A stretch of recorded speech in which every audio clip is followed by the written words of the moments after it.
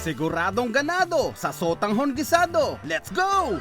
One whole chicken, isama mo na dyan ang ating pinagbalatan ng hipon, lagyan ng tubig at asin, celery at spring onion, pakuluan at pagka lumambot na, hanguin natin yan at palumigin at atin yang himayin. Yung sabaw, itabi natin yan at magisa tayo dito ng bawang sibuyas, sama mo na ang atay, kikiam. Ito ang ating hipon, ganun din naman ang pusit.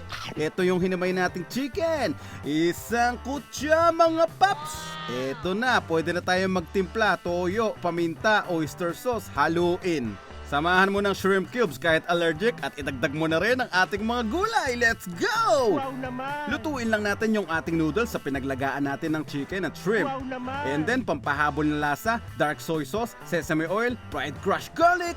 Ihalo na natin yan sa ating mga veggies and eto na, sotanghon gisado! Para mapanood ng full cooking video, subscribe na sa ating YouTube channel, Patcham Papi, Rock and Roll!